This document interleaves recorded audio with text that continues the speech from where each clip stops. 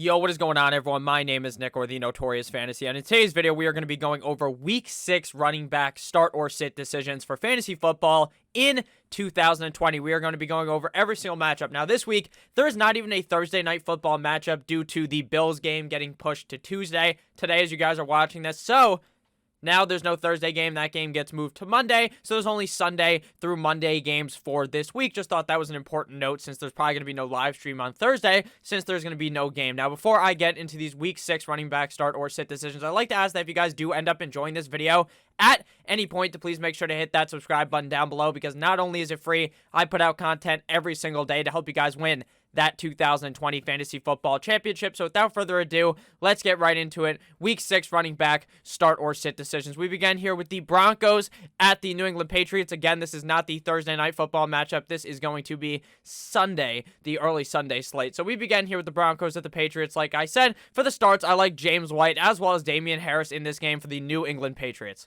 Obviously, this game was scheduled to be last week. Now it is today, or not today. It is on Sunday this week since they moved the schedule around. They gave them both a bye. James White in this matchup, I really like. The Broncos defense has not been all that good this season, and I think James White will be able to easily expose that, especially with Cam Newton likely playing quarterback in this game. For Damian Harris, I like him even more with Cam Newton due to the fact that that adds a whole nother aspect to the offense. Week number 4 against the Kansas City Chiefs, we saw Damian Harris play well with Jarrett Stidham as well as Brian Hoyer, but neither of those guys are mobile quarterbacks. Cam Newton makes the opponent guess. Are they going to hand it to Damian Harris, or is Cam Newton going to run the ball? And it puts a bit of mental warfare on the opposing defense, which will make Damian Harris score more points, obviously, because they may end up biting on Cam Newton. So I like both Patriots running backs in this affair on Sunday. For the Denver Broncos, I don't really like either running back. Phillip Lindsay making his triumphant return in this game, and all Phillip Lindsay and Melvin Gordon do is eat at each other's production. This is such a split, and whichever running back ends up scoring the touchdown, if one of them does, will be the guy worthy of starting. But if neither of them end up scoring a touchdown, neither of these guys are going to be worthy of starting in your lineup. If Melvin Gordon is the starting running back, he gets like 55% of the touches, and then Phillip Lindsay gets the other 45%. So it's very confusing which guy to start. That's the reason why we liked Melvin Gordon the last couple of weeks, because Phillip Lindsay was missing from the lineup. But now that Phillip Lindsay is back and healthy, just like we saw week 1, he's going to eat straight into Melvin Gordon's production. Next game here, we got the Tennessee Titans going up against the Houston Texans in Tennessee. And in this game, I like both running backs. Now, as of right now, Derrick Henry may be dead by the time this game happens on Sunday. Knock on wood. Obviously, I hope that doesn't happen, but we haven't seen Derrick Henry play yet on Tuesday. I assume he plays quite well up against the Buffalo Bills, and I assume he plays quite well again here up against the Houston Texans. Derrick Henry is a feared running back. This guy gets better as the weeks go on. Once it starts getting a little bit colder there in Tennessee, Derrick Henry becomes impossible to tackle. This Houston run defense is absolutely dog shit, and I think that Derrick Henry is going to be able to eat like his name was Ezekiel Elliott in this game. For David Johnson, he's kind of been on and off the last couple of games, but he is very used in this offense, and I think that with that increased usage will come with a lot of points. Even if he kind of has a bad game, he'll still get fed in the offense, so he's not going to completely shit the bed for you up against the Tennessee Titans.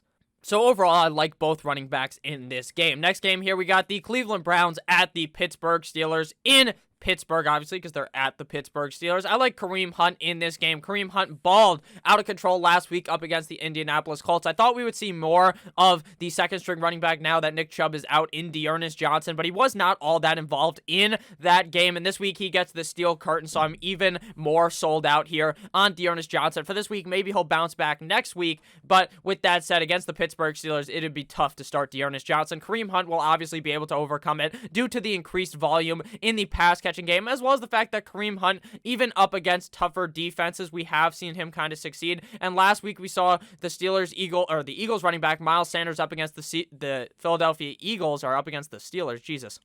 What I meant to say was we saw Eagles running back Miles Sanders play quite well up against that Steelers defense and put up a very good game. So I think Kareem Hunt should be able to have quite the good game here on Sunday for the Steelers. James Conner is just an insta-start when the guy is healthy. They use a bell cow back there in Mike Tomlin's Pittsburgh Steelers running back system, and James Conner will be able to put up quite the good game up against the Cleveland Browns, even though they have kind of a pretty solid run defense. Next game here, we got the Ravens at the Philadelphia Eagles. We just spoke about Miles Sanders. This guy double-tapped that Steelers ass last week, and I think there's potential for him to do it again. Now, this Ravens defense is pretty good against the run, so I don't expect amazing numbers like 20, 25 plus points, but he was able to do quite well last week up against the Steelers and be one of the more productive running backs in fantasy football in week number 5. So, up against the Ravens, while this is kind of a negative matchup for Miles Sanders, he's one of those skilled running backs that is able to overcome a shitty matchup, so I think Miles Sanders will be fine in this game, definitely worthy of a start. Now, the Ravens running back room is as confusing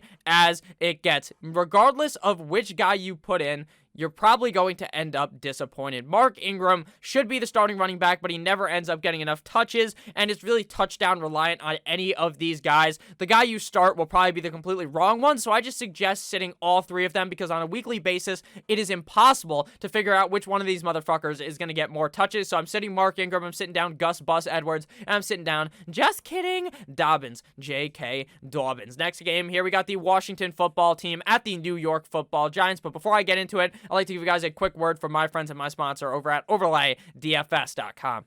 OverlayDFS.com is the best way to play daily fantasy sports on the internet. They have this new thing that they introduced this year called the Matchup Shop, and you can play it tonight on Tuesday night. The Buffalo Bills going up against the Tennessee Titans.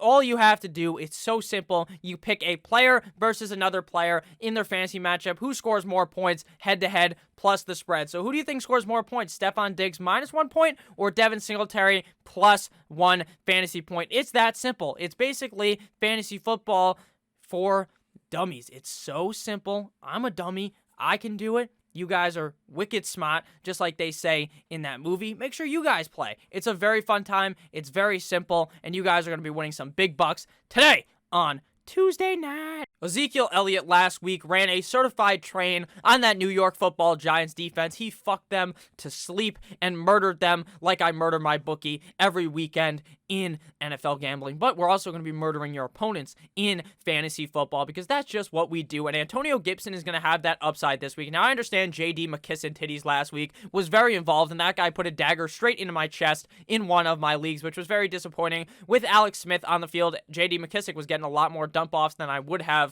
originally thought, but Antonio Gibson is still the #1 running back on that team, and I think that Antonio Gibson has quite the grade A matchup here up against the New York football Giants. For the Washington football team, I am going to be sitting down J.D. McKissick. I understand he had a pretty solid week number 5 up against the Rams last week, but at the end of the day, I think J.D. McKissick, that was kind of a fluke of a game. For the Giants, Devontae Freeman double-tapped that Dallas Cowboys defense, but again, that's a really awful defense, one of the worst defenses in the NFL. The Washington football team, while they don't have the greatest defense in the NFL, is much better than the Dallas defense. So I think Devontae Freeman will not be as productive in this game. And for the Giants as well, I'm going to be sitting down Dion Lewis. Just does not get enough work for me to feel comfortable starting him. Next game here, we got the Atlanta Falcons without Dan Quinn versus the Vikings in Minnesota, who ended up choking to the Seattle Seahawks last week. So, for the Falcons, I like Todd Gurley. We saw a really heavy dosage on Sunday of Todd Gurley up against the Carolina Panthers early in the game. And then in the second half, they were like, you know what? Todd Gurley's working. He's actually playing really well in this game. Dan Quinn's like, you know what? Let's not use him anymore in the second half, which made absolutely zero fucking sense. But that's why that certified dumbass ended up getting fired at the end of the game. So, Todd Gurley is a start here up against the Minnesota Vikings. We saw Chris Carson play quite well up against them last week. For the Vikings, Dalvin Cook likely misses this game and potentially misses a couple more weeks. Now, as of right now, I'm not 100% sure Dalvin Cook is going to miss multiple weeks, but I'm pretty much 99% sure he's going to miss this game up against the Atlanta Falcons. Alexander Mattison subbed in halfway through the game after Dalvin Cook ended up getting hurt. It was like a tag team affair. Dalvin Cook fucked him in the first half, and then he tagged Alexander Mattison, and Alexander Mattison went absolutely crazy in the second half of the game. This week, they get the Atlanta Falcons which is as easy as 1, 2, 3, A, B, C. Shout out to the Jackson 5. Alexander Madison is going to be slicing and dicing that defense like his name was Guy Fieri. And for the Falcons, I'm going to be sitting down Brian Hill. Obviously, unless Gurley is hurt, I don't really feel like you can start Brian Hill. And for the Vikings, Dalvin Cook is going to be a sit because he's probably not going to be playing in this game. Next one here, we got the Detroit Lions at the Jacksonville Jaguars. If you guys have ended up enjoying this video thus far, please make sure to hit that subscribe button down below because not only is it free, I put out content every single day to help you guys win that 2020 Fantasy Football Championship.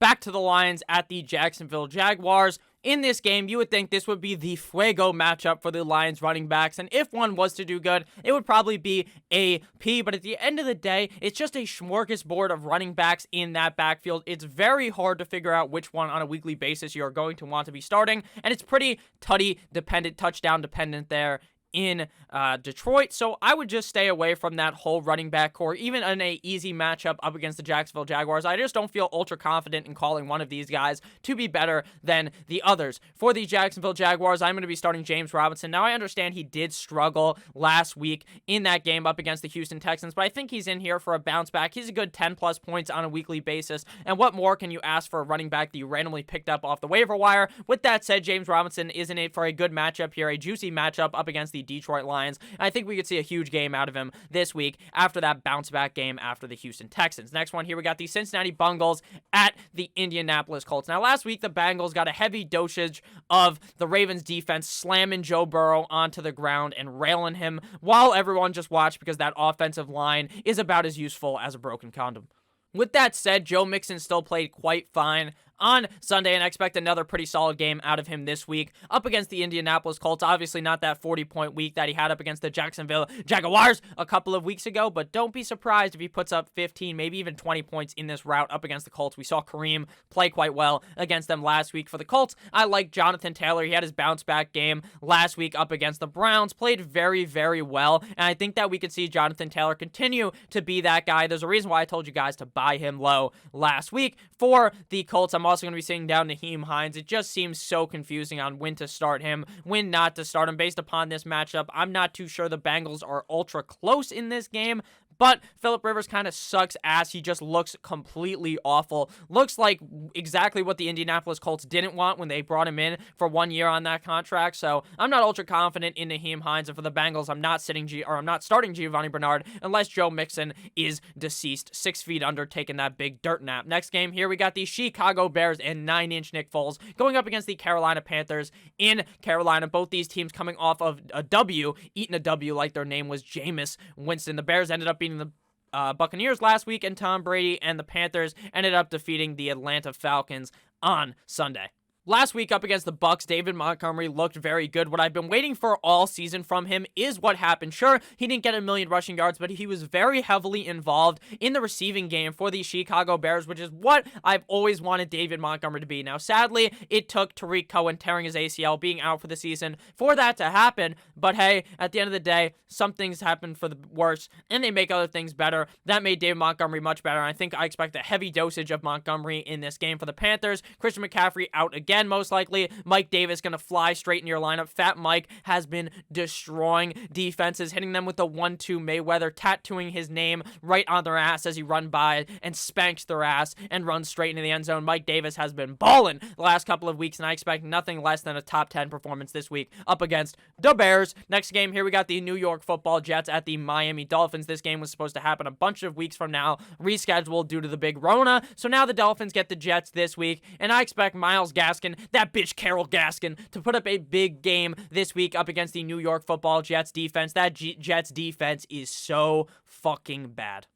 The Jets defense is a certified turnstile, just letting guys, or the defense literally just lets guys get in that fucking ass. They just plow right through him. There's no chance that the Jets are going to be able to stop Myles Gaskin, who looked very good last week up against the 49ers. For the Jets, they are looking to trade Le'Veon Bell, so maybe he's not even on the team by the time that you guys are looking at the rankings a couple of days from now when I post the rankings video. But Le'Veon Bell right now on the Jets. Sure, Mostert and friends in 49ers did not look amazing up against the Dolphins, but I think Le'Veon Bell is safe enough, getting enough dump-offs from either Joe Cool or Sammy Mano to worthy being a start in fantasy football, because there's a lot worse options than Le'Veon Bell. Next game here, we got the Green Bay Cheeseheads, the Packers at the Tampa Bay Buccaneers. And in this one, I love Aaron Jones coming off the bye. Aaron Jones has been so safe so far this season, putting up top 10 performances week in, week out. We saw David Montgomery play quite good up against the Buccaneers last week, and I expect another solid game here out of Ron Jones, who has looked very good thus far this season, especially the week before last week, because they had their bye up against the Atlanta Falcons. I like the other Jones in this matchup as well, Jones and Jones. Ronaldo Jones in this game up against the Packers defense. We saw TG31 or TG30, whatever number he is, in Atlanta. Todd Gurley played quite well up against that Packers defense 2 weeks ago, obviously, since they had their bye last week. And if Leonard Fournette is missing time, Ronald Jones is in a perfect spot here to get a heavy dosage of rushes in this matchup. We even saw him get a lot of dump-offs last week up against the Chicago Bears. The only reason why I only like him if Leonard Fournette is sitting, but there could also be a situation where Leonard Fournette plays because they don't have enough running backs behind him, kind of like last week, where they just have to roll Leonard Fournette out there, but he doesn't even play a single snap. The reason why that worries me so much is because Bruce Arians is a certified dumbass. 1 week he'll use Ronald Jones, the next week he'll use Leonard Fournette, and it'll be so confusing to even know what is going to happen. So if Fournette is 100%, seems like he's going to play good, then you just go ahead and jump off the ship of Ronald Jones, because Bruce Arians is as confusing as it gets. Next game here, we got the LA Rams at the San Francisco 49ers. Now in this game, I like Raheem Mostert. He played okay up against the Miami Dolphins, but they were down by 10 zillion in that game, and they really didn't have all that much opportunity to run, but it seemed like Raheem Mostert had free real estate of that 49ers backfield and was clearly the alpha back there once he ended up returning last week after being injured for the last couple of weeks. For the rest of the Niners backs, while fucking Raheem Mostert is healthy, I don't feel ultra confident starting Raheem Mostert at all in my lineup. For the Rams, I like Cam Akers to be a sit, as well as Darrell Henderson, as well as Malcolm Brown, because again, we have another situation of a backfield where it's going to be a parasite backfield, where it's a triple-headed backfield, and you're just confused every week which guy to start. Some weeks, none of them will be productive. In other weeks, one of them will be really good. If it was my bet, who would be great, it would probably be Darrell Henderson, considering he's been the one playing quite well the last couple of weeks, but it could end up being Akers, could end up being Brown. So when you're playing up against the 49ers defense, I understand the Dolphins bent them over and fucked them over a table, and then they were saying, "What are you doing, step bro?" to him that whole time. But Darrell Henderson would be my pick out of all of them, but I'm pretty concerned about all those backs in LA. Next game here, in the final game, not the final game, there's one more game after this, the 5 o'clock game on Monday night, because there's not one, but 2 Monday night games, the Chiefs at the Buffalo Bills. In this game, I like Clyde Edwards-Helaire, Mr. CEH. Now, he has not put up amazing games the last couple of weeks, but he hasn't been bad. Like, he hasn't been shitting the bed. He hasn't gotten like 5 points or 4 points or something, but he hasn't been getting like 20 to 25 plus points that you thought he could potentially get when you drafted him in the first round. Now, I have no idea how the Bills defense played this week up against the Tennessee Titans, because again, I'm recording this and this is coming out before that game ends up happening. So, if it doesn't really matter though, in my opinion of it, since Derrick Henry's not really a pass-catching running back, CEH is. So I think Clyde Edwards-Helaire should have quite the good game up against the Buffalo Bills. We've seen other running backs play well up against that Bills defense. For the sits, I'm sitting down Devin Singletary and Zach Moss with both healthy. It's that parasitic offense like I'm talking about, where two guys are just eating into each other's work, and the only guy that's worth starting is the one who scores a touchdown, but on a weekly basis, it's a big guess. And with a guy like Josh Allen who could just easily run the ball in and vulture your fucking touchdown, there's really no need to even guess about who to start in that offense. I'm sitting both down. Try and sell Devin Singletary before it is a little too late. And final game of the week, the final Monday night showdown between the Arizona Cardinals at the Dallas Cowboys. Now, obviously, the Dallas Cowboys ended up losing their quarterback, Dak Prescott, to his leg being tilted completely sideways. A very sad injury for Dak Prescott. Hopefully, his surgery and all that stuff ends up going well. But with that said, it's Andy Dalton versus Kyler Murray in this game in Jerry's World. Even being down in that game up against the Giants, they were really committed to the run with Ezekiel Elliott, and the Arizona Cardinals don't have the greatest defense on ice, the greatest defense on turf, so I think Ezekiel Elliott is going to be able to play quite well up against that defense for the Cardinals. Kenyon Drake did good last week, but he's playing the Cowboys this week, so I would expect him to do good again. But boy, am I worried about Kenyon Drake. He just hasn't been the running back that we drafted him to be thus far this season. So I will play him, but understand there's definitely some big risk with him. Chase Edmonds, I almost feel safer with at this point. This guy's been literally beating out Kenyon Drake pretty much every single week in fantasy point total. And this Cowboys matchup is muy fuego. It is very, very juicy. Shout out to OJ Simpson. Thank you guys all for watching this video. Again, if you ended up enjoying it at any point, please make sure to hit that subscribe button down below. Make sure you guys check out overlaydfs.com. Link down below in the description. I love each and every single one of you guys, and I can't wait to see you guys later with another banger of a video. I love you all. Have a great rest of your guys' day. Goodbye.